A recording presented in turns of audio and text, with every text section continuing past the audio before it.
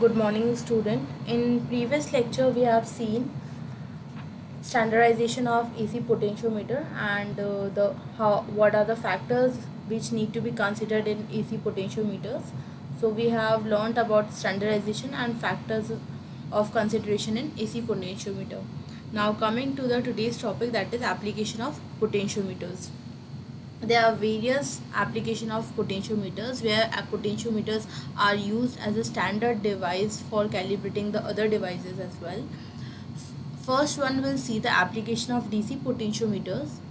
In DC potentiometers, first application was that application of small EMFs up to 1.6 voltages. For measuring the small EMFs, we can use the potentiometers, DC potentiometers, like we have seen the slide wire. Slide wire is also a kind of application to the measurement of small EMFs. So you can write that procedure of slide wire we have studied in previous lectures. Second one is the calibration of voltmeter. So we can see here the calibration of voltmeter with potentiometer. Now firstly we'll see what is the calibration actually. The calibration is an act of marking units of measurement on an instrument so that it can be used for measuring the something accurately. Or we can say that a calibration is to standardize some equipment so that it can measure the accurate value for its proper use.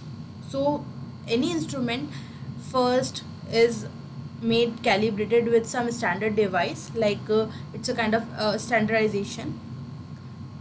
So we need to calibrate every device before its actual use. So in calibration of voltmeter, we'll use a potentiometer to calibrate this voltmeter here. So this whole diagram shows the calibration of voltmeter circuit. The main requirement in the calibration process is that a suitable DC voltage supply is available. So we have seen in previous lecture also that this standardization of potentiometers or like voltmeters, we need a stabilized supply source. For that we need we are having a DC supply that is mostly stabilized source. So the main requirement is a stable DC voltage source and is available, since any changes in the supply voltage will cause a corresponding change in the voltmeter calibration. So we need a device that is mostly stabilized. So now in this figure, a potentiometer divider network consisting of two rheostat, like first one is for fine adjustment and second one is for coarse adjustment, and this one is also used for calibrating voltages, and these controls are connected to the supply source here. With the help of these control, it is possible to adjust the voltage, and we can adjust our voltmeter so that the pointer coincide exactly with the major division of the voltmeter, like whatever will be the reading here while adjusting this voltmeter, same indicating should be done here. The voltage across the voltmeter is a step down to that of value suitable for the application to the potentiometer with the help of volt ratio box. Here we can see the volt ratio box. In exam there is a question also, like what is volt ratio box. So basically a volt ratio box is a device which measures high voltages. The construction of volt ratio box is very simple. It consists the simple resistive potential divider which has many tappings on the input side, and the whole arrangement of the volt ratio box is placed inside a wooden box. Basically it's a potential divider circuit where it's having various kind of potentials and tapping is done, so we can choose our voltage according to that.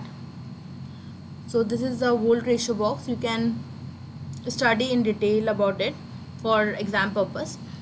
So For the accuracy of measurement, it is necessary to measure the voltages near the maximum range of potentiometer as far as it is possible. So, if a potentiometer has a maximum range of 1.6 volt, to achieve high accuracy, we will have to use low voltage ranges for voltages less than 1.6 volt, and use appropriate tapping on the volt ratio box for voltages higher than 1.6 volt. We need to adjust this volt ratio box according to our potentiometer and our voltmeter. The potentiometer measures the true value of voltage, which is shown here also. If the potentiometer reading does not agree with the voltmeter reading, we have to check either both of the side, like what is the reading over the potentiometer and what is the reading of this voltmeter. We need to adjust the reading equally on both side, either side on the potentiometer. It should be measuring the value exactly what is the reading over the voltmeter. So the potentiometer measures the true value of the voltage. If the potentiometer reading does not agree with the voltmeter reading, a negative or a positive error is indicated. A calibration curve may be drawn with the help of reading of voltmeter and potentiometer. So this is how a voltmeter is calibrated using a potentiometer, and is one of the application of using of a potentiometer. We'll see calibration of ammeter in next lecture. I'm uploading that with the side by side also. So for that you can see the next lecture. Till then, continue your lectures. Stay healthy, stay safe.